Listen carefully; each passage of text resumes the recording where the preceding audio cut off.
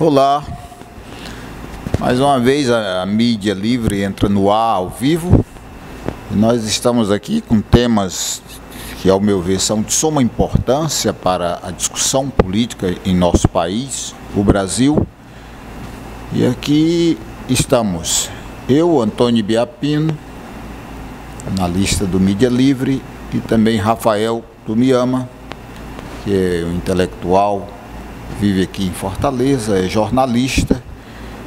E já quero de antemão agradecer a Casa Vermelha por ceder esse espaço tão importante que serve de estúdio para que nós possamos gravar e levar ao ar esse programa Mídia Livre. E quero também agradecer a você, amiga internauta, pela audiência e pelo que vocês têm feito, compartilhando e também curtindo a nossa live. Muito obrigado mesmo, e peço uma vez mais, que dentro do possível, assim como vocês têm feito anteriormente, continuem fazendo agora, curtindo e compartilhando. Quero dizer que a nossa audiência é extraordinária. Acho que é um papel importante da produção do Mídia Livre, que trabalha muito duro e muito intensamente para dar uma qualidade que seja razoável, que possa estar ao alcance de vocês e também de todos aqueles que contribuem aqui no debate, fazendo suas explanações em cada tema. São várias lives que são realizadas, tem aí de mulheres, de outros segmentos que produzem também essas lives aqui através do Mídia Livre. Então, muito obrigado e vamos aos temas de hoje. Eu quero começar aqui com a Embraer. O governo golpista, que hoje é denominado de vampirão e parece mesmo com o Conde Drácula. Apesar de dizer que não mexeria com a Embraer, já vendeu a Embraer.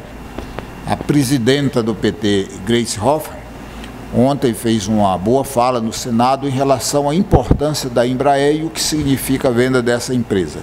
Como vocês sabem, é uma tecnologia nacional invejável. Vários países têm elogiado e adquirido produtos da Embraer e, infelizmente, esse governo vende essa empresa, passa a tecnologia para uma empresa internacional. E, inclusive, essa empresa agora será responsável por fabricar aviões e o pior, amigos e amigas, é que o BNDES, que é o Banco de Desenvolvimento Nacional, vai emprestar dinheiro para essa empresa norte-americana, que é a Boeing, para continuar desenvolvendo tecnologia, vendendo esses produtos realizados com tanta qualidade, com tanta excelência, para um país dominante, no caso, os Estados Unidos. Quer dizer, nós tivemos mais um grande prejuízo, demos um passo atrás em relação ao atraso do desenvolvimento tecnológico do nosso país. E quero que todos reflitam sobre esse programa, que é um programa meramente capitalista, desenvolvido nesse quadro do neoliberalismo, em que as grandes companhias e os governos pró-capitalismo, principalmente esses governos de países em desenvolvimento ou subdesenvolvido, como é o caso do Brasil, jogam duramente com essa tese de vender as empresas estatais. Isso é muito importante, meu caro companheiro Rafael Tomiyama, que as universidades, que os intelectuais e que a academia possam fazer discussões sérias, tanto na elaboração de artigos, como também em denúncias, onde pudesse ser realizadas essas denúncias, porque no fundo, o que quer mesmo o sistema capitalista é abiscoitar todas as riquezas nacionais de todos os países, que são riquezas naturais. O solo brasileiro, por exemplo, é um solo muito rico, é um dos mais ricos do mundo, e tem um valor incomensurável do ponto de vista econômico. Quando uma empresa dessas, ela é de pertencimento da nação, grande parte desta riqueza, que é oriunda da natureza, e eu estou falando aqui de energia, de minerais, de madeira, de biodiversidade que estão todas na natureza. E quando essas empresas são nacionais, ou seja, estatais do Estado, toda essa riqueza volta para as pessoas.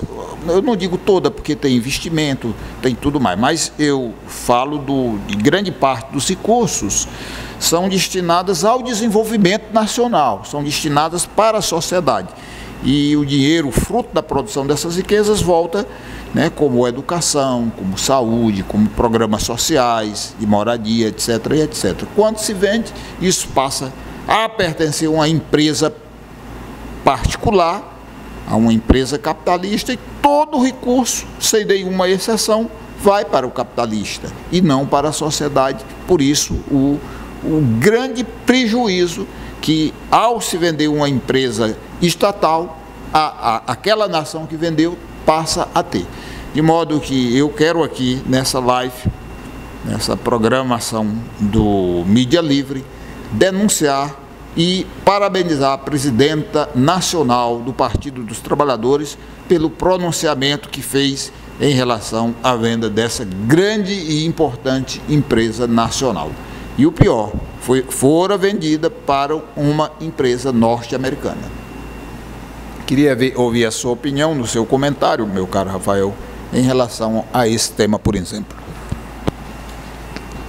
Oi, tudo bem, pessoal? Então, hoje a gente está, então, fazendo mais uma apresentação aqui da Mídia Livre, essa produção que tem a parceria com a Casa Vermelha, e eu sou Rafael Tomiyama, como o Antônio Biapino também já falou. O Antônio Biapino é radialista, escritor e militante político há muitos anos, dirigente sindical, operário. Tem toda aí uma compreensão política aí que ele nos apresentou aqui quando a gente está discutindo exatamente essa situação que o nosso país foi jogado, né? Quer dizer, na medida em que você tem um governo que foi resultado de um golpe, né? Ou seja, que se traveste de legalidade, mas que na verdade armou uma situação, falsificou uma situação, enganou a opinião pública, enganou o país, né? Se travestiu, se utilizou de uma maioria política circunstancial para derrubar a presidenta Dilma e tomar o seu lugar, né? Então foi uma armação, por isso que a gente diz golpista, né? Golpista não só no sentido de que deu um golpe, mas no sentido de que aplicou uma fraude, né? E a grande promessa é de que esse novo governo, ele traria um novo ciclo de crescimento para o país, não é? Então veja quais são as medidas que estão sendo tomadas, que são medidas lesa pátria, são medidas que atentam contra a economia nacional, né? Então o programa de privatização das estatais, o programa de entrega do nosso petróleo, né, na mão dos interesses estrangeiros, né, das multinacionais, das grandes corporações financeiras, os grandes acordos que implicam nos interesses dessas grandes empresas, né, desses grandes empresários, eles trazem dano para o patrimônio do povo. Mas não apenas o dano do ponto de vista financeiro, né? Ele traz um dano, inclusive, do ponto de vista da capacidade do país, do Estado brasileiro, de promover desenvolvimento social, né? E mais do que isso, veja que não necessariamente o Estado tem que estar em todos os setores da economia. Mas há setores da economia em que o papel do Estado, o Estado desempenha um papel fundamental, um papel estratégico, seja porque lida com temas que envolvem a questão da segurança nacional, seja porque o Estado tem mais condições de estabilizar a economia numa determinada situação de crise. Veja, por exemplo, o que aconteceu ainda no primeiro governo Lula, né? No segundo governo. Durante aquele período, a crise internacional, né, que assolou o mundo, né, o Lula dizia, não, né, o tsunami que varreu aí as economias mundiais, o Lula brincava dizendo, mas isso é só uma marolinha, né? Quer dizer, a capacidade do Estado brasileiro de lidar com a crise, de ter mais estabilidade, tinha a ver com o fato de que Lula tinha se recusado a dar prosseguimento ao programa de privatização dos bancos estatais, por exemplo, que vinha desde a era FHC, né? Quer dizer, é lógico que houve mediações nesse processo, mas é claro também que a capacidade do Estado de reagir tinha a ver com isso, né?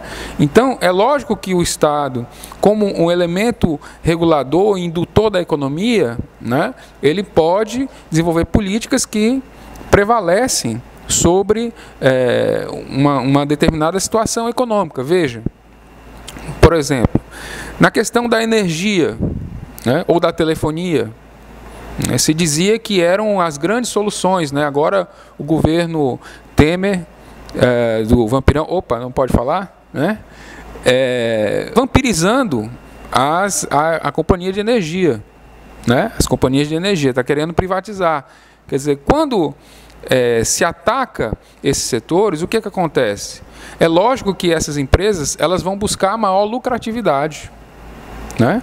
Então, evidentemente, que os locais, né, que são menos habitados, que são menos, que têm menos atividades econômicas, né, que o Estado deveria entrar com um papel, inclusive indutor da economia, que a tendência do capitalismo é fazer com que os polos econômicos que já são desenvolvidos cresçam mais.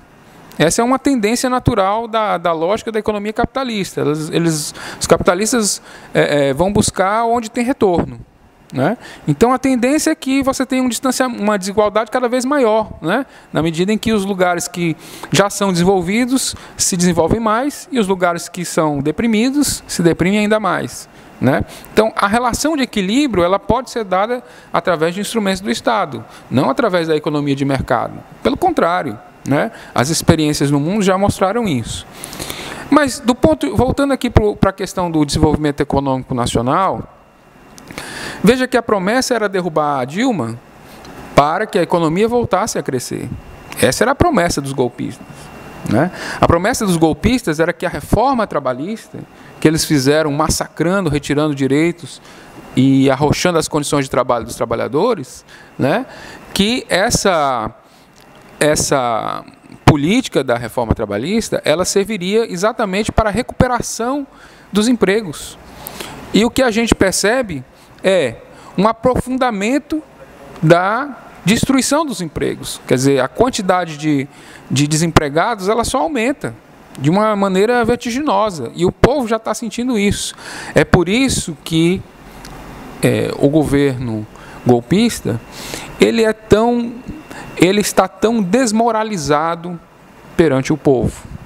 Você vê como é a desmoralização desse governo, né? Porque todas as ações que esse governo tem desenvolvido, elas são, de alguma maneira, contestadas pelo povo. E eu acho que um exemplo bom disso aconteceu no Carnaval, quando com irreverência, com ironia, com uma série que não foi só no Rio de Janeiro, né? Ali acho que foi o caso mais emblemático. Mas em várias partes do país, onde teve Carnaval, né? As fantasias, a ridicularização pública era feita contra figuras eminentes, especialmente o presidente Temer Vampirão.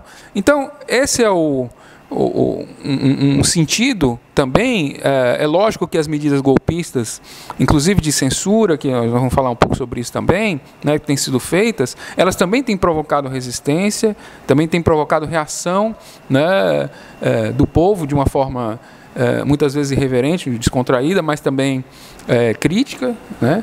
E E é nesse sentido, inclusive, que numa medida até meio aí desesperada para ver se encontra uma saída, é que vem esse sentido espetaculoso aí de fazer a intervenção militar no Rio de Janeiro. Então, acho que esse é um indicador, inclusive, da situação política nacional, né? O que você acha?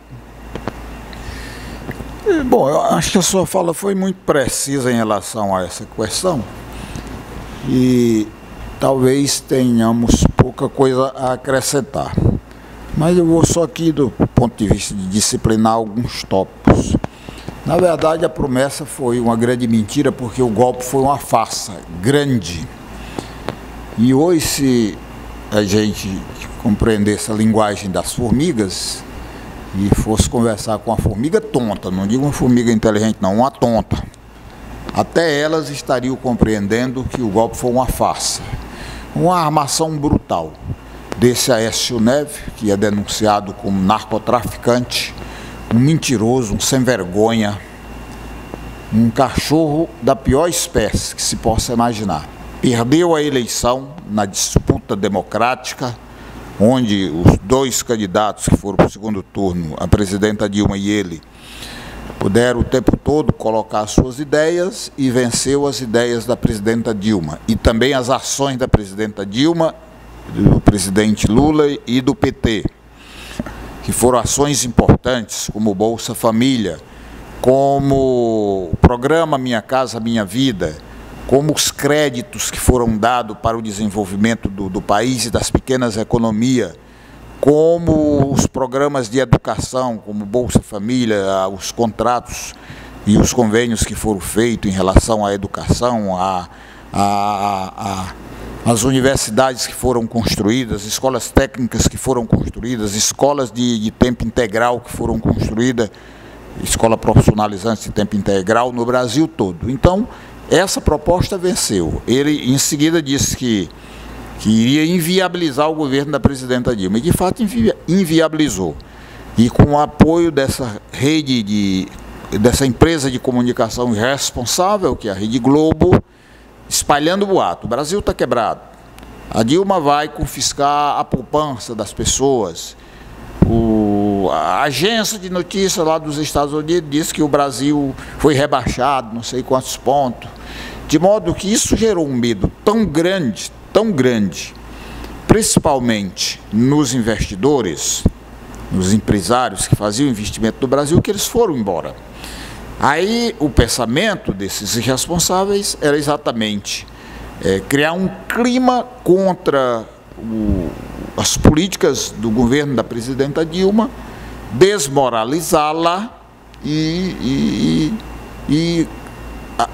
usurpar o poder. De qualquer forma, uma das formas era na eleição, mas eles não conseguiram vencer as eleições. Aí a onda de boatos continuou e eles fizeram o impeachment.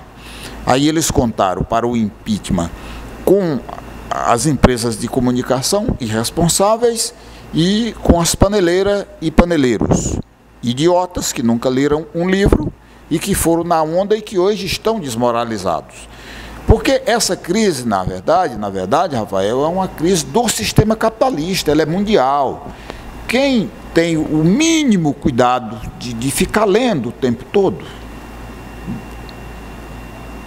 sobre a história e a economia dos outros países espalhados no mundo, tanto vai ser dos países dominantes como dos países dominados, em todos os continentes, se sabe sem nenhuma dúvida, com fatos reais, concretos, que todos esses países estão passando por problemas que nos últimos 100 anos nós não vimos.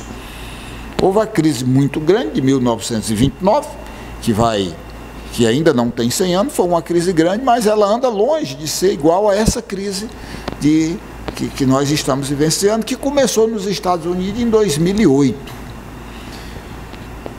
É claro que todos os países seriam atingidos. O Brasil foi atingido em pequena intensidade, em baixa intensidade. Apesar dos problemas que nós temos, são são diferenciados de outros países, como por exemplo os Estados Unidos, que quebraram várias grandes empresas, entre elas empresas que tinham 100 anos, inclusive bancos. Esse livro aqui, eu já vou dar como dica de leitura para vocês, é um livro de um economista brasileiro, que eu gosto demais desse economista, que é o Edmilson Costa. O título é A Crise Econômica Mundial e a Globalização e o Brasil. Que sujeito espetacular para escrever, para tentar dirimir os pequenos detalhes com exemplos, com provas técnicas de toda maneira que se possa imaginar. Então a crise é do sistema capitalista. A crise não é do Brasil. O Brasil está inserido nessa crise. Essa crise vai demorar. O outro tópico vai demorar a ser solucionado. O outro tópico é o que você falou aí, que eu queria também só comentar um pouco, que fora a promessa de tirar o Brasil da crise e resolver o problema, por exemplo, do emprego. Só um idiota poderia achar que essa quadrilha que tomou conta do Brasil tiraria o país da crise. Na verdade, o Brasil sempre esteve em crise. Ora, meu Deus do céu, em 1999, o Banco Mundial publicou uma pesquisa séria que eles fazem, e nessa pesquisa eles atestaram que no Brasil existiam 57 milhões de miseráveis. Eu não preciso dizer outra coisa, porque a palavra miserável, só assim, o imaginário do contexto dessa palavra é uma tragédia. Então aqui tinha 52 milhões de miseráveis, de pessoas que comem lixo, que moram na rua, que moram nas condições mais degradantes de vida. Então isso é ou não é uma crise? Quando acabou a porcaria da ditadura militar, nós tínhamos mais de 60% de puros analfabetos. Não é aquele analfabetozinho que por acaso está no interior e não teve oportunidade de ler, não. Era a maioria da nação, era uma coisa em massa. Isso é ou não é uma crise? O Brasil é um país onde a sua população mora em favela. O que é o Rio de Janeiro? Um aglomerado de favelas, e se consolidou naquele estado, assim como outros estados, mas o Rio de Janeiro é o cabeça da desgraça social no Brasil. Toda uma violência fruto da falta do Estado. E o último comentário é sobre o Estado, a presença do Estado. Um dia desse eu conversei com um sujeito nojento, que eu não gosto de conversar com ele não, mas ele provoca, e foi preciso eu dar-lhe uma resposta dura e grosseira, não do tanto que eu gostaria, mas da próxima vai ser mais dura ainda. Um imbecil que vive na miséria, nem emprego eu acho que aquele imbecil tem, e eu nunca vi ele com um livro na mão, fazendo apologia ao capitalismo, à venda de estatais, à venda de empresas nacionais. Gente, observem uma coisa. Os imbecis dizem assim, não, o Estado não precisa se meter em economia. Eu vou fazer uma pergunta para vocês responderem, imbecil. Eu não quero nem que vocês respondam, Rafael, que é para dar trabalho a eles. E se não for atrás da resposta, fica um burro. Olha, veja bem, o Banco de Desenvolvimento Nacional, BNDES, na verdade é Banco Nacional de Desenvolvimento Econômico. Quem foi que fez esse banco? Se não influência e lobby dos grandes empresários brasileiros. Para quê? Para você ter um Banco Nacional Brasileiro de Desenvolvimento Econômico. Para que foi que o capitalista fez esse lobby? Para que foi que os empresários capitalistas fizeram tanto lobby para que o governo da época criasse esse banco? Para pegar dinheiro emprestado, botar dentro de suas empresas, desenvolver as suas empresas, ficarem mais ricos, e às vezes nem pagam. E precisam que o governo anistie as dívidas. Ou seja, meu caro Rafael, está proibido de dizer que eu quero que os imbecis tenham trabalho de responder a resposta. Para que tem o Banco Nacional de Desenvolvimento? É para o Estado brasileiro, com o seu imposto, emprestar dinheiro ao capitalista, para poder o capitalista manter as suas empresas. Então, o Estado é a mola propulsora do desenvolvimento econômico. Diferente do que fez o presidente Lula.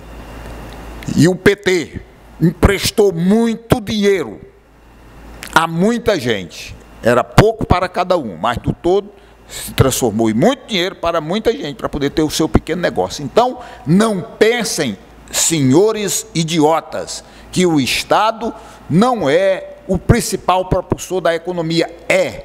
Entretanto, esse impulso que o Estado dá para alavancar a economia é feita com o dinheiro público, o dinheiro que advindo dos impostos. Meu caro Rafael, agora você puxa aí o próximo tema. Pois não, comandante Biapina, eu aprecio muito a sua explicação, porque ela é bem fácil de entender, né? E a propósito que você falou, não vou dar a resposta como você pediu, mas acho que vou sugerir alguma pista. Ainda hoje eu estava trabalhando e ouvindo aí uma conversa de que o brasileiro paga muito imposto, né? Assim, um estratagema dos capitalistas é dizerem que o Estado cobra muito imposto, né, para usar a classe média, o povo, a revolta das pessoas, né, para atingir principalmente os seus objetivos, dos grandes empresários, das grandes iniciativas capitalistas. Então eles dizem, porque o imposto é muito alto, está cobrando aí quase 40% de imposto, e o povo não vê as melhorias, não vê as benfeitorias sociais e tal, né? Só que essa mesma voz que falava esse assunto, ele esqueceu de comentar que existe uma brutal sonegação, né? Especialmente dos mais ricos, né? Que são os que declaram a partir de suas rendas, né? A partir dos seus lucros presumidos, né? Então, é lógico que os recursos eles são insuficientes. Ninguém está dizendo que o serviço público, a saúde pública, a educação pública estão necessariamente maravilhosos, mas também vamos entender que, em grande medida, esses serviços eles existem a partir dos impostos que são cobrados da classe trabalhadora, né? E muitas vezes o SUS, por exemplo, o Sistema Único de Saúde, é que fica com os casos mais complexos, né? Porque os planos de saúde, né, recusam muitas vezes tratamento de doenças assim de alta complexidade. Mas falávamos aqui sobre a questão da resistência, né? De como é que está se construindo esse momento em que os golpistas vão numa ofensiva, né? E ao mesmo tempo o povo, a classe trabalhadora, as organizações populares vão se organizando para reagirem a esse processo. E eu penso que é muito importante, nós sempre falamos isso, que as pessoas compartilhem as informações, compartilhem os vídeos que são produzidos pela mídia livre e, né, divulguem o nosso trabalho. E nesse sentido de compartilhamento, você veja o que aconteceu agora, que a gente falava sobre esse processo de ridicularização que os golpistas estão submetidos, como eles conseguem, inclusive, a cada momento estabelecerem pautas em que eles vão eles mesmos se ridicularizando. Veja, o que aconteceu aqui esses dias, lá na Universidade de Brasília, né, que um professor lá propôs uma disciplina sobre o golpe de 2016. Essa foi o título, né, tinha uma ementa com os livros e tal, e foi publicado pela imprensa, e aí o ministro da Educação que, como todos os outros golpistas, aí tem uma ficha um rosário de acusações de corrupção, né? O Mendonça Filho pegou e disse que ia acionar o Ministério Público para processar o professor lá e a universidade, porque estava propondo essa disciplina para estudar, né, dentro do ambiente acadêmico, estudar o golpe de 2016. Aí, o que acontece? A reação da comunidade acadêmica no país inteiro, né, contra esse atentado à autonomia universitária. Então, já várias universidades do país estão promovendo cursos semelhantes, né? Como na Unicamp, que é a Universidade de Campinas, a Universidade Federal da Bahia, a Universidade Estadual da Paraíba e a Federal da Paraíba, né? A Universidade do Amazonas. Então, quer dizer, as universidades, os professores estão organizando cursos, né? Nesse mesmo sentido. E o próprio curso original da confusão, que foi lá na UNB, já tem uma lista de espera lá, já tem 90 pessoas, já superou a capacidade da universidade de oferecer o curso, né? Porque só é um curso, e já tem uma fila de espera, inclusive, para assistir a disciplina, né? Então, quer dizer, existe, ao mesmo tempo, uma rede de solidariedade, né, de as pessoas sensíveis a essa questão, né, desse momento político, né?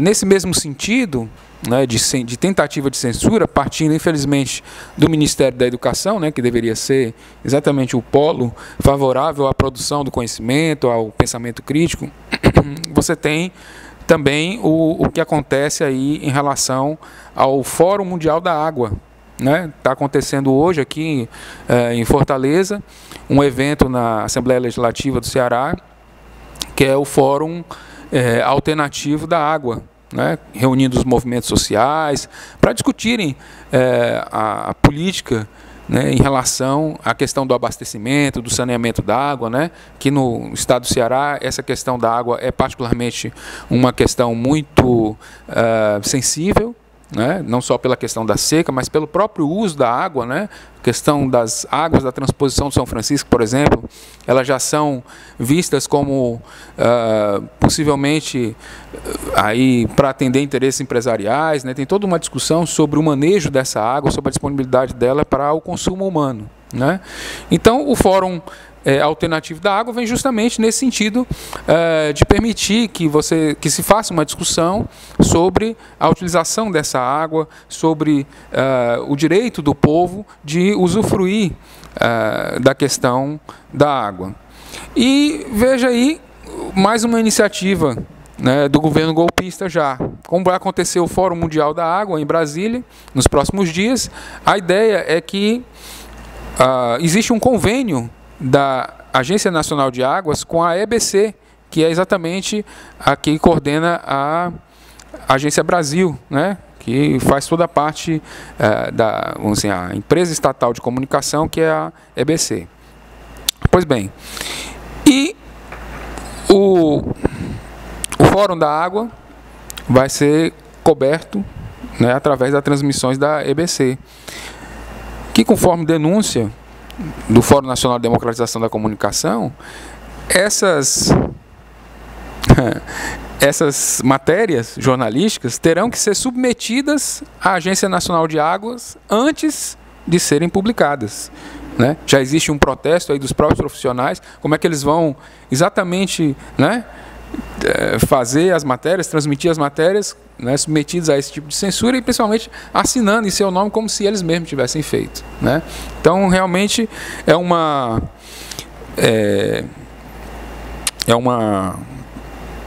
situação absurda, mais uma situação absurda, que o governo golpista ele está aí se fazendo mais esse vexame, né? Bom, e agora, Ibiapino, nós também vamos aqui ter a participação no nosso programa da nossa companheira Jennifer Queiroz, né? Ela é da Juventude do PT, é estudante de Direito e pesquisadora, né? E a gente vai tratar com ela vai falar um pouco aqui. Tudo bem, gente? Seja bem-vinda, companheira Jennifer. A gente vai falar um pouco sobre a importância da militância de juventude em tempos do golpe, né? Então, vou pedir aqui para Jennifer aí falar um pouquinho aí sobre esse tema.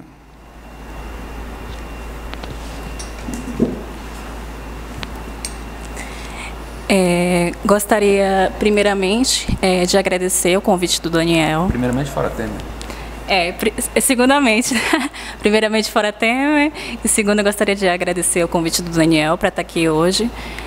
Acabei me atrasando um pouquinho, mas peço um pouco de desculpa sobre isso.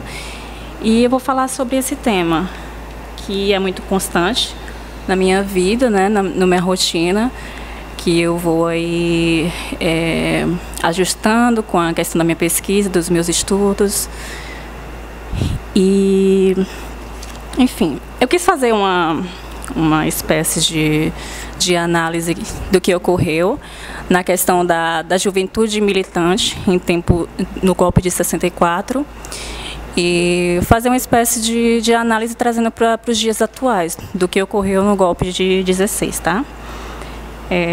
Quais foram os papéis fundamentais da militância que começou aí por volta de mais de 60, tá? Quando ocorreu a renúncia de Jânio Quadros.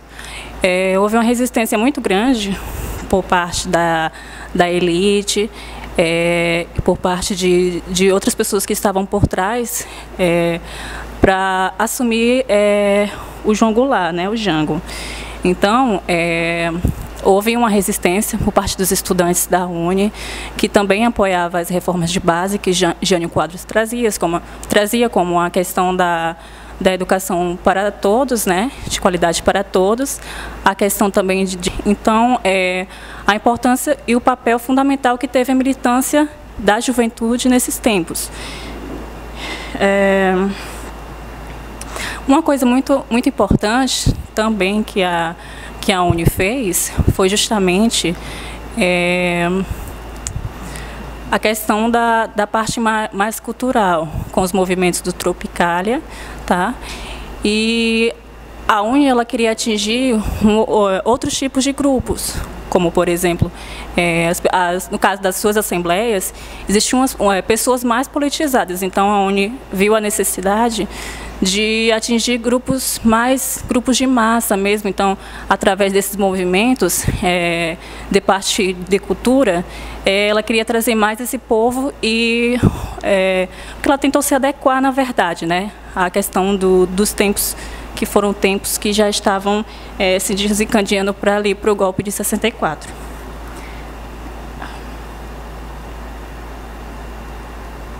Aí, como eu citei, através do movimento Tropicália, teve também algo bem interessante.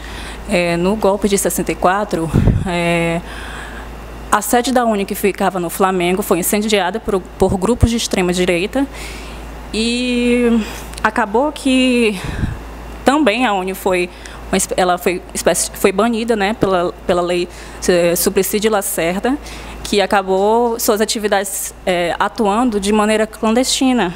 E então ela era de boca em boca mesmo, os estudantes começavam a se reunir por volta de 300, 400 estudantes, não era algo de questão de números tão expressa, até porque os seus diretores estavam sendo perseguidos, alguns estavam se exilando em outros países, e começou a ter essas espécies de atividades, tá?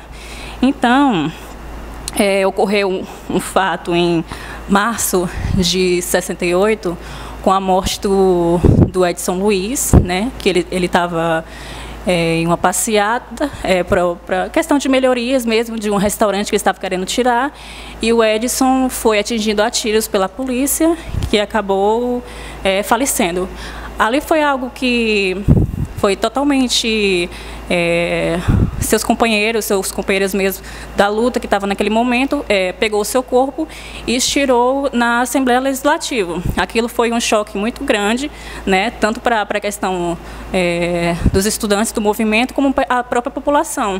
E a partir daí, a população já começou, no caso do enterro do Edson Luiz, foi algo bem fúnebre mesmo, enterro fúnebre, e a população começou a ficar do lado desses estudantes, né?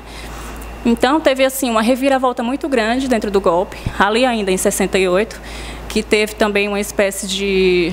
Depois, os estudantes voltaram à questão da Guanabara, que antes disso, nas passeatas, chamadas Setembrada, a polícia revidou cercando uma universidade de medicina e batendo, espancando mais de 600 estudantes, tá? Mesmo assim, a UNE não baixou, a UNE, como seus estudantes também, não baixaram, tá? Estou falando só da UNE, mas tem também a UEE, tem outros também, tem os diretórios também, os grêmios também, então são estudantes em geral, tá? E a UNE não baixou e continuou nos movimentos, e ainda de forma clandestina, né? Até porque não era mais permitido naquele tempo, depois de 64, tá? E, enfim, eu estou fazendo uma espécie de, só uma lógicazinha do que para estar chegando nos tempos atuais, tá? Então, o povo ele começou a ver, 5 dias depois, ocorreu a caminhada dos 100 mil, né, bem conhecida dentro do regime militar, que a população se uniu com os estudantes, né? O que desencadeou isso foi justamente uma manifestação que ocorreu, que foi definida como a Sexta-feira Sangrenta, e matou entre 4 pessoas, ficou vários feridos entre estudantes, população, as pessoas mesmo, cidadãos e polícia. Então, depois disso, teve a segunda resposta da população também, que foi 5 dias depois, e o povo estava apoiando esses estudantes, tá? O que eu falo, voltando para 2018, que o estudante tem um papel fundamental dentro da revolução. Tanto com as ideias, tanto com os movimentos, com a força mesmo de mudança, de reconstrução. Tanto que meios como a música, meios como questão teatro, culturalmente, traz muito essa parte dos estudantes realmente para a revolução. Até porque eu me baseio muito de como tudo ocorreu comigo, apesar de 12, 13 anos estar dentro da política, de 12, 13 anos de idade, por famílias envolvidas na política, de ideologias de direita. Eu comecei ali com meus 13, 14 anos, através da iniciativa da questão da música, me influenciar realmente por esse tipo a começar a me conscientizar. Eu começava a me conscientizar nesse sentido de que algo estava errado, algo precisava de mudança e algo precisava do novo. Então, eu comecei a pesquisar mais, eu comecei a estudar mais, e dessa forma comecei a me conscientizar mais, comecei a procurar movimentos, tive uma simpatia muito grande inicialmente pelo PCdoB, mas o que conquistou realmente meu coração foi o PT, tá? Então, atualmente, eu acho que é muito importante essa questão da militância, no sentido de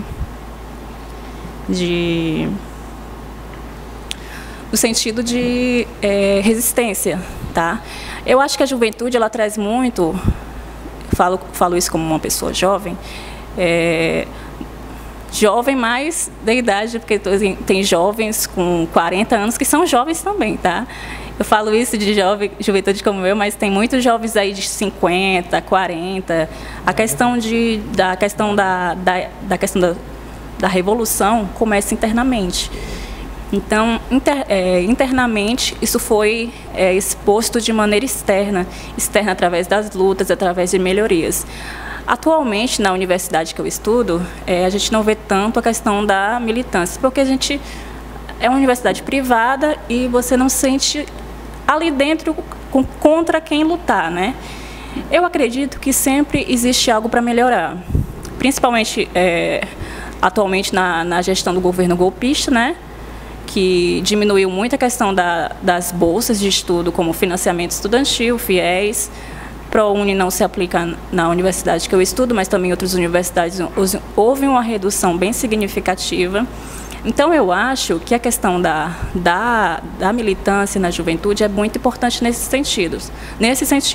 Então, reivindicar mais da universidade, nesse sentido, abrir mais vagas, porque o governo fora Temer, inclusive, ele diminuiu também, acabou totalmente com Ciências Sem Fronteiras, né? Ou seja, outro meio de acréscimo mesmo para a vida do estudante, trazer benefícios para o país que eu moro.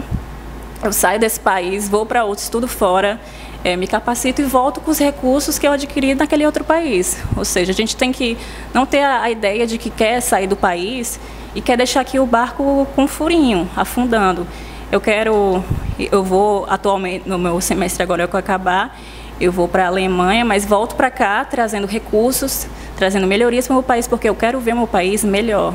Eu quero ver mais educação, eu quero ver a vizinha da minha casa, o filho dela em uma universidade, eu quero ver até meu inimigo bem, porque a gente quer...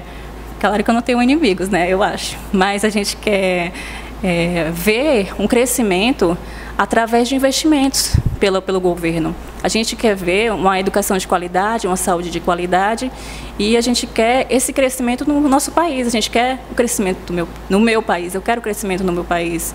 Então, houve esse retrocesso, tanto na questão, sei que não é meu foco aqui, mas teve a questão do retrocesso na CLT, pela resistência e pela luta, a gente conseguiu adiar a questão da reforma da Previdência, mas é isso, não dá para você relaxar nesses tempos que a gente está vivendo hoje, principalmente na intervenção militar que está acontecendo no Rio de Janeiro, tá?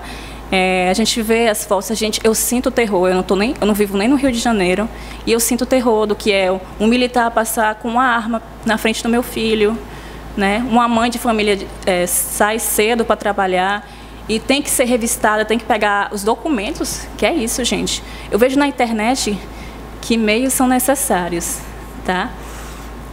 Então, finalizando, eu vejo a importância do que é resistir. A gente, nós como jovens, precisamos resistir e precisamos nos manter firmes nisso, porque a mudança começa, a gente dá um fôlego para outros movimentos também. Não que os outros movimentos não tenham fôlego, mas a juventude, ela desperta muito isso, tá? Então, eu agradeço aqui um pouco do que eu falei e eu vou passar aqui novamente o microfone para o Rafael. Ok, gente, obrigado. Vou passar aqui para o comandante Biapino. Seja bem-vinda, gente. Obrigada. Mas fique para concluir aqui conosco até o final. Eu estudava espanhol na Universidade Federal na década de 80. E um dia veio uma menina fazer uma palestra sobre a Revolução da Nicarágua, que ela foi guerrilheira, lutou com um fuzil na mão contra a direita. E então ela veio aqui no Brasil, a convite não sei de quem, para fazer uma palestra. E os nossos professores da universidade incentivavam sempre que via uma pessoa da Argentina ou de qualquer outro país de língua espanhola, para a gente ir assistir a palestra. Primeiro porque você ia sentir a realidade que aquela pessoa estava falando. E em segundo lugar, para a gente treinar o espanhol da gente. E ela era uma menina tão guapa como você. E depois, na hora das perguntas, uma pessoa lá perguntou: ora, mas como é que uma menina tão jovem e tão bonita como você, e foi para a selva com um fuzil? Ela tinha contado que não tinha onde tomar banho, né? Com as botas. Ela disse que as botas fediam e tudo. Aí ele fez essa pergunta e concluiu dizendo assim: você podia estar inteligente, estar noutra coisa, e você ficou nessas condições. A resposta dela foi tão simples. Ela disse o seguinte: sabe por que eu fui lutar? Porque meninas bonitas como eu, em meu país, eram muitas. E com 18, 20 anos, nunca tinha visto um creme dental e um pacote de fio de papel higiênico. Isso significa miséria num país capitalista. Por isso eu fui à luta, lutar pelos outros. A juventude sempre foi importante. Acho que esse ano de 2017, no golpe de Estado dado pela direita, comandado alguns canalhas como o Aécio Neves, como esse canalha que hoje governa o Brasil, que é o Michel Vampirão Temer, e outros, que foram muitos, a Vampira Globo, a nossa resistência não foi tão grande, não. Nem os estudantes, nem os partidos e nem os sindicatos. Eu não sei por que agora não estão acontecendo tribunas livres em todas as praças das mais significantes cidades do Brasil. E isso tem que ser feito todo mês. Você disse muito bem. O que foi feito, nós conseguimos já barrar a reforma da Previdência. Mas não está sendo suficiente por parte de todos os setores de esquerda contra esse golpe que é brutal. E esse golpe vai levar muita gente para a miséria, como nós já vimos, eu falei aqui agora há pouco, nos anos 90, quando o PSDB governou esse Brasil, e terminamos com 57% da população brasileira vivendo abaixo da linha da miséria. Aliás, não é 57%, está errado. 52 milhões de brasileiros abaixo da linha da pobreza. Significa 1/4 da população, 25%, porque o Brasil tem 200 milhões de habitantes. Mas de modo que eu quero aqui sempre ressaltar, e sempre ressaltei esse trabalho importante da juventude, e ela é muito significativa em todo tipo de luta, inclusive quando está se dedicando ao estudo, né, para desenvolver tecnologia, desenvolver o mundo. E muito obrigado aqui em nome do Mídia Livre, pela sua presença e pela sua excelente fala. Sobre o que o companheiro Rafael Tomiyama tinha falado, vou fazer aqui 2 comentários. A censura é um negócio animalesco. Ora, uma agência brasileira de notícia vai fazer a cobertura do Fórum das Águas, mas depois vai passar pelo crivo de alguns cachorros para dizer se pode ou dizer aquela notícia. Isso é inaceitável. A outra questão é essa questão da UNB. E quero dizer aqui para os brasileiros e as brasileiras que a UNB, no início, ela foi fundada com o nome de Universidade do Rio de Janeiro, e foi a primeira universidade do Brasil que desenvolveu o estudo da geografia, trazendo para o Brasil 2 franceses. Porque no Brasil nós não tínhamos ninguém que soubesse de geografia. Então ela foi quem desenvolveu a UNB, depois a universidade lá em São Paulo, a USP, foi quem desenvolveu o estudo da geografia. Olha, gente, água é um tema sério, muito sério. Nós hoje já estamos passando no mundo por uma crise de água. A grande quantidade de água que nós temos, a maioria absoluta é de água salgada, do mar. Aí temos uma outra parte de água, que são 2 níveis, aquela água congelada nos polos, é feita de água doce, e que acho que é aproximadamente 26%, e a água dos aquíferos, que estão debaixo do chão. A pouca quantidade de água potável, aliás, de água boa, potável para o consumo humano, que é menos de 2%, está sendo também contaminada pela ação do homem. De modo que a crise de água é inevitável. E nós precisamos, sobretudo, criticar o que está sendo feito no sentido de deteriorizar a água que nós temos E agora vem um governo que é um golpista, que querer censurar o que alguém possa dizer sobre essa questão da crise da água. Ora, um cachorro desqualificado, que os comparsas dele ficam correndo para cima e para baixo, agoniado com mala de dinheiro, que do ministério dele, mais da metade já caiu. Teve uma ministra que fora nomeada e nem sequer assumiu, porque é uma desavergonhada. Aí um cachorro desse, submetido a todo tipo de crime que se possa imaginar, atentou contra a democracia, contra a liberdade, contra direitos fundamentais consignados em todas as consolidações, em todas as cartas, os tratados internacionais de direitos humanos. Tem moral para censurar nada, mesmo que a censura fosse uma coisa ideal, o que não é? Então, fica aqui a crítica forte contra isso. Uma vez eu vim de uma atividade na Câmara dos Vereadores e vim com o doutor Inocêncio Shoa, que é juiz hoje aposentado, um homem de um valor enorme, que apesar de ser juiz e de ser advogado, tem um filho advogado, 2 filhos escritores, e não precisa de dinheiro e não precisa de nada, qualquer pessoa estaria viajando para curtir a aposentadoria, o tempo de folga que tem, porque já trabalhou muito, mas ele dedica a sua vida a lutar pelo Brasil e pela melhoria da vida das pessoas e do nosso povo. E ele me disse, naquele dia, esse juiz vagabundo Sérgio Moro, que em qualquer republiqueta do mundo, por mais ordinária que seja, já estaria fora desse caso e estaria sobre inquérito.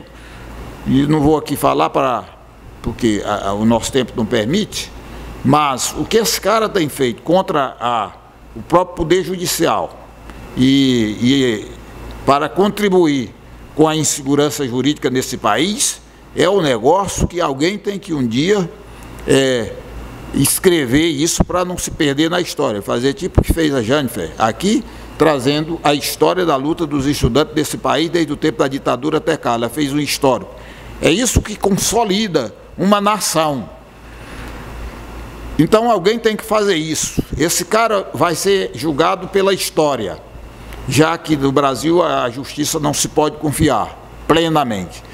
E ele disse, Biapino, nesse dia, esse canalha que eu estou falando, mandou prender o Lula, mandou levar o Lula para depor debaixo de vara.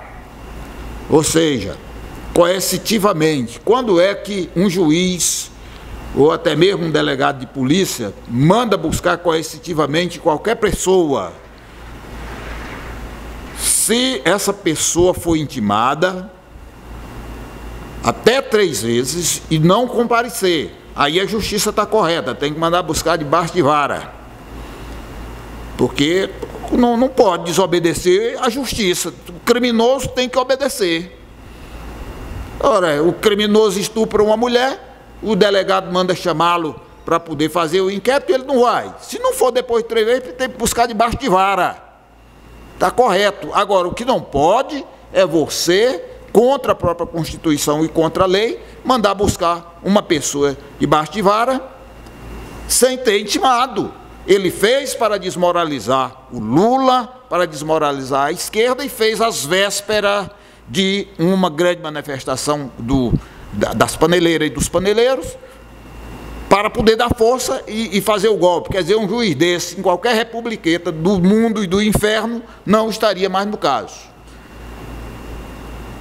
Então, alguém tem que dizer isso, para as gerações atuais e as gerações futuras compreender o que aconteceu no Brasil. Então, o doutor Inocêncio Shoa, naquele dia, me disse o seguinte: Biapino, nós estamos começando a viver um estado de exceção. Um estado de exceção. Quer dizer, uma universidade quer estudar o golpe, que foi um golpe, está claro como a luz do dia, e a ameaça de processar. Está na hora de ter uma grande resistência, uma grande solidariedade. A ONU, A UNE tem papel fundamental nessa batalha que se nos apresenta, e as academias também. E eu também, se tiver que ser preso e ser processado, eu vou para essa batalha também, da minha contribuição, seja lá qual for o meu nível de contribuição. O próximo tema aí fica com você. Espero que não, né, comandante? Bom, nós estamos aqui, então, seguindo aqui o nosso programa com o Ibiapino e a Jennifer. Jennifer, seja bem-vinda ao nosso programa e também ao partido. A Jennifer fez aí um resgate histórico da atuação da juventude na luta contra o golpe de 64 e atualmente contra o golpe de 2016, que nós ainda estamos nele. E é importante que a gente tenha essa participação da juventude, né, nos nossos programas, até para, né, ter essa experiência, né, e ouvir a voz também da juventude nos espaços, né, a voz dos negros, das mulheres, enfim, de quem sofre as opressões aí, além da própria opressão capitalista, né. A mídia livre é essa mídia alternativa, né, a gente busca exatamente abrir esse espaço aqui com esse trabalho que é feito pela equipe, que é muito importante que você participe do canal do YouTube, né, nós estamos aí chegando às 10 mil inscrições no canal, né, muito importante essa força, né, que vocês têm nos dado sempre. Então participe, deixe seu comentário, compartilhe, comente, divulgue os programas da Mídia Livre e o canal para a gente poder chegar sobre isso que nós aqui já estamos aqui caminhando para o final, né, do nosso programa, estamos terminando. Aí falar um pouco também sobre, para finalizar, essas notícias recentes, né? Nós estamos aí, vimos aí nesses dias uma ação aparentemente despropositada, mas muito bem articulada, que envolve os setores aí do golpismo na mídia, no judiciário, contra o ex-governador Jacques Wagner, né, o ex-ministro também. Aconteceu aí na Bahia uma invasão na sua casa, né, e por incrível que pareça, a imprensa chegou antes mesmo da Polícia Federal, né. Como é que tem uma ação que se pretende sigilosa e, na verdade, é um grande teatro, né, para criar os factóides, né, para criar os fatos políticos contra os dirigentes, né, manter o PT e a esquerda, né, na defensiva, né. Você vê que sempre que acontece alguma coisa que os golpistas entram pelo cano, tipo o auxílio moradia para os juízes, tipo as malas do Gedel, tipo as malas do Loures, a gravação do Joesley e assim por diante, quer dizer, todos os fatos políticos que vão acontecendo na República golpista vampiresca, vai sempre surgindo alguma novidade, vai sempre sendo criado um fato midiático, né, para poder desviar a atenção do público e só se falar nisso, né. Então, o Jacques Wagner acabou de ser absolvido pela Justiça Eleitoral, o processo que tinha lá verificando aí irregularidades que supostamente ele teria cometido caiu por terra no dia seguinte, uma ação da Polícia Federal para mantê-lo nas costas, né.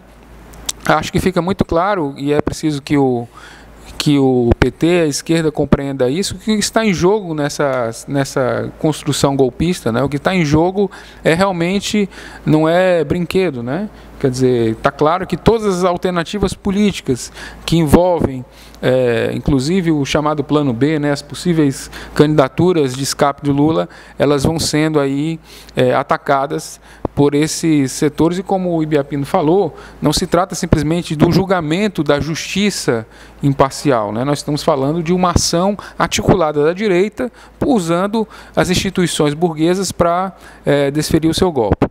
E aí, para a gente concluir aí também com a notícia que a gente também recebeu aí, que o filme sobre o golpe 2016, que conta a história do golpe que derrubou a Dilma, recebeu premiação no Festival de Berlim, né? Que não é uma reunião de comunistas, é um festival de cinema, né? O Festival de Berlim, o público deu um prêmio para o filme brasileiro, né, de uma diretora brasileira que conta exatamente o que aconteceu no golpe, né? E também aí uma dica cultural, né? Assim que o filme estrear, a gente com certeza vai aí lotar as salas de cinemas para ver a história que a gente já conhece, mas principalmente fazer uma grande educação política do nosso povo, da nossa juventude, né, através da cultura do cinema e da leitura, né, como o próprio Ibiapino aqui chamou a atenção. E você, Jennifer, então, para a gente concluir aqui, você acompanhou aí essa notícia aí sobre o sucesso dessa história? Como é que você vê, já que você falou sobre isso um pouco, a dimensão cultural da luta da juventude também?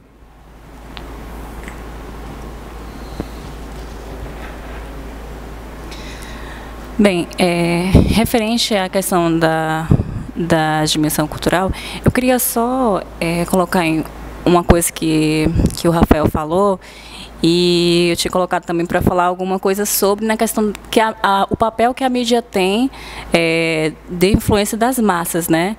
Ou seja, a TV aberta, ela é um acesso às grandes massas. A pessoa que não pode pagar por um serviço, mas tem uma mídia ali que a todo momento envenena, como foi no caso da Dilma e do golpe, que inclusive foi um papel fundamental que a mídia golpista teve, né, no golpe de 16. E voltando para a questão cultural, isso eu queria falar só para fechar a outra parte que eu já havia falado antes. Na questão cultural, eu acho da extrema importância, até porque a gente vê atualmente as pessoas não tendo mais aquele questionamento, né? A gente vê músicas atualmente uma espécie também de crítica, também porque é algo muito repetitivo nas músicas e não tem nada que faça com que as pessoas venham a questionar. Apenas algo repetitivo como bebida, mulheres, dança, festa. Então, atualmente, a gente precisa também conscientizar e encontrar um meio mais eficaz de chegar até esses jovens. A mídia deixou a política sendo tratada como algo chato. A todo momento que a gente chega em qualquer pessoa, seja uma pessoa mais velha, seja um mais jovem, não quero saber de política. Política é um campo, é um meio tão fascinante que acaba que essa mídia, da forma que transmite e como transmite, sendo algo falado como uma espécie de corrupção, só corrupção, falando da forma que acaba desmerecendo a política, da atenção que precisa ser dada a ela, e de algo magnífico que é a política. Política, a gente conhecendo realmente a fundo o que é a política, é fascinante. Simplesmente foi algo que me conquistou, algo que faz parte da minha vida. Acrescentando, a música foi uma forma de eu chegar a questionar, sim. Como eu havia falado antes, por 13, 14 anos, eu comecei a escutar músicas que faziam com que eu pensasse um pouquinho mais, saísse um pouco mais da minha bolha, da minha casa, do meu espaço, do meu quarto, dos meus livros, e comecei a questionar um campo que eu não fazia ideia de como é que era. Eu comecei a ter ideia justamente quando parte da minha família, que existem políticos, eu comecei a ter contato com essas pessoas, a ver como era a vida dessas pessoas, como elas viviam, né, totalmente fora da minha bolha, do que eu acreditava ser certo. Comecei a ver que o que eu achava que era certo não era certo. Tá? Então, a música foi um meio que eu cheguei até a política. Comecei a questionar, comecei a ler, comecei a procurar grupos de pensamentos, até para acrescentar da forma que eu pensava também, de aprender mais. Eu sou uma pessoa, como jovem, como militante, totalmente aberta a conhecer. Eu estou aqui para aprender com quem já passou por períodos mais difíceis que o meu. Eu vejo jovens questionar, eu queria ter participado de 64, até 68, 64, 68 teve acontecimentos, isso, também teve o AI-5, mas teve acontecimentos bem mais fortes do que ocorreu com o 64, que foi apenas o início do que ia acontecer nesses tempos.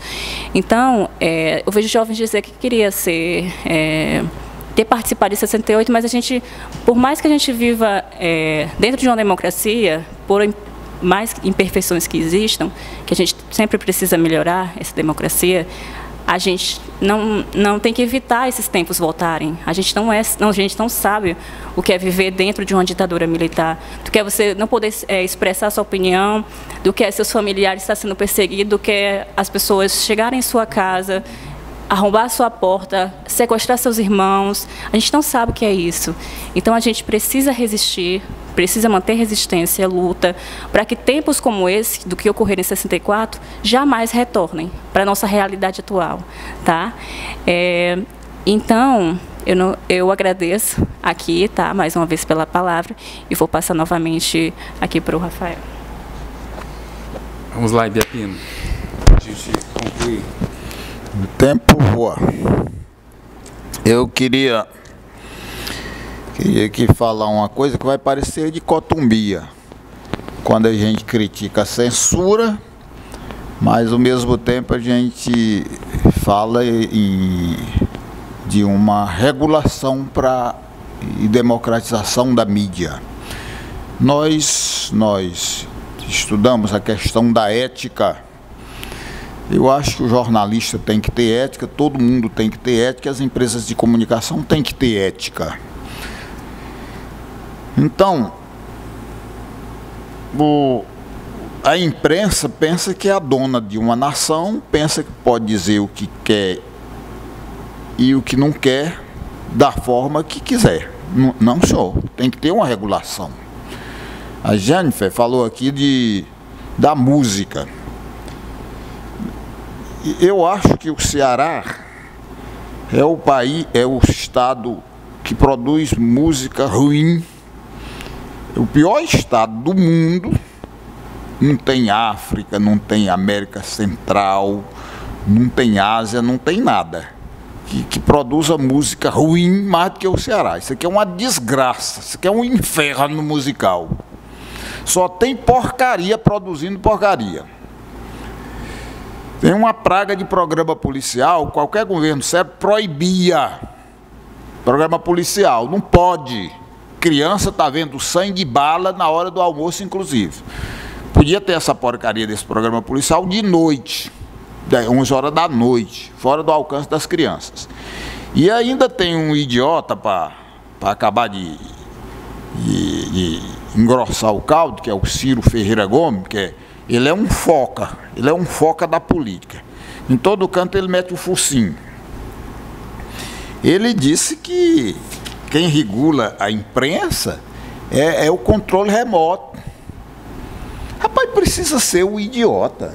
Como se a imprensa não tivesse um poder incomensurável de induzir as pessoas. O Homero, que é um poeta antiguíssimo, ele diz o seguinte,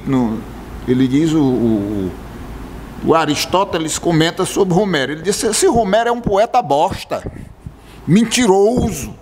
Ele diz que Deus empurra as pessoas no abismo para condenar as pessoas sobre determinadas coisas. Então, uma pessoa boa, como é que vai empurrar as pessoas no abismo? É um mentiroso, está contaminando os jovens com mentira. Assim mesmo é a imprensa brasileira e também a imprensa mundial. O Joseph Pulitzer, que é norte-americano e era também dono de um jornal, ele chegou a dizer que a seguinte frase: com o tempo, uma imprensa corrupta, sensacionalista, mentirosa, faz um público tão vil como ela mesma. Mas o Ciro Gomes não sabe que o Joseph Pulitzer disse isso. E ele nasceu em 1847. Quer dizer, tem muito tempo para as pessoas escutarem o que ele disse. Como é que um jovem que está formando a sua personalidade, que está contaminado por tudo que é de ruim que a imprensa transmite, ele pode fazer a escolha livremente? Não, senhor, quem tem que regular é o Estado. Você está dizendo isso, Ciro Gomes, porque você é frouxo, rapaz. Você está dizendo para as grandes empresas de comunicação, para a família Marinho, fique tranquilo, não fale mal de mim não, que eu vou deixar vocês como empresa deitando e rolando e mandando no país. É isso que você diz, Ciro Gomes. Você é frouxo, rapaz. Você não diz a verdade não, às pessoas. Você passou a vida enganando as pessoas. Você está errado. Tem que ter controle, não pode ter censura. A imprensa tem que falar livremente, o Estado não pode passar. Agora tem que ter uma regulação. Eu também posso falar livremente. Agora, eu não posso mentir, não posso enganar, eu não posso induzir ninguém ao erro, porque senão eu sou antiético. É isso que eu queria aqui dizer sobre esse seu comentário infeliz. E por último, para terminar, meu caro amigo Rafael, caro internauta, e aproveito para agradecer a você, tanto homem como mulher que assiste esse programa do Mídia Livre, pelos comentários, pelas publicações que vocês fazem e pelas curtidas. Muito obrigado. Se não fosse vocês, nós não estávamos bem pertinho de 10 mil pessoas assinantes no YouTube. Isso para nós é uma beleza. E minha amiga Jennifer, você contribuiu muito com suas palavras. Mais um livro aqui que eu queria, se fosse o caso, pedir para vocês lerem, que é do Jorge Amado, Farda, Fardão. E isso aqui ele faz uma crítica às ditaduras. Na conclusão desse livro, ele diz o seguinte: mais uma vez o povo paga e vai para o inferno que as elites jogam, que é o inferno da guerra, da miséria, do analfabetismo e tal. Que livro legal, vocês podem estudar esse livro. E concluindo, eu quero dizer assim, sobre o que aconteceu com Jacques Wagner. É uma perseguição total. É perseguição, gente, mas a perseguição é uma marca registrada das elites. Se vocês pesquisassem no próprio YouTube, os quadros que foram pintados por muitos artistas de várias partes do mundo sobre o infanticídio cometido pelo rei de Roma, quando ele deu a ordem para matar todas as crianças de até 1 ano de idade. Por que ele fez isso? Porque um anjo besta foi anunciar, sem precisar anunciar do jeito que anunciou, que tinha nascido o rei dos judeus. Como Roma tinha invadido a Judéia, aí o rei disse: a Judéia agora é de Roma, é nossa. Se nasceu um tal de rei de judeu, ele nasceu para tomar o poder, portanto mata todas as crianças, já que ninguém sabe quem é esse Jesus Cristo, e no hall ele vai. Tem tantos quadros maravilhosos, pesquisem. O que foi feito, por exemplo, contra Juscelino Kubitschek, o que foi feito contra Getúlio Vargas, que não era nenhum homem do povo, mas fez algumas coisas importantes pelo desenvolvimento do Brasil. O que foi feito contra William Wallace, lá na Escócia. O que foi feito contra o Abraham Lincoln, que é um dos maiores homens que a humanidade já viu.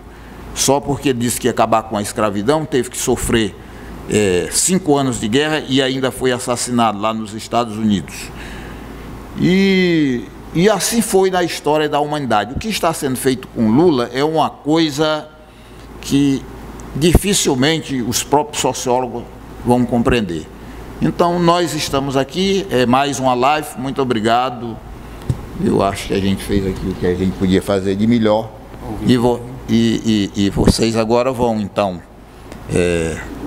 e eu quero lembrar aqui que vocês ao final vão ouvir aqui uma palavrinha de conclusão, que é do Guilherme, vereador, e é a pessoa que cede aqui a Casa Vermelha como um espaço para que a gente produza e que grave essas lives que vocês acompanham ao vivo.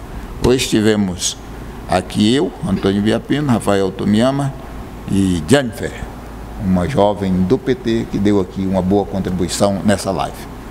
Até a vitória! Você acaba de assistir mais uma produção da Mídia Livre. Eu sou o vereador Guilherme Sampaio e eu apoio a Mídia Livre. Apoie você também. Curta, compartilhe, comente, ajude a democratizar a comunicação no nosso país. Até a próxima!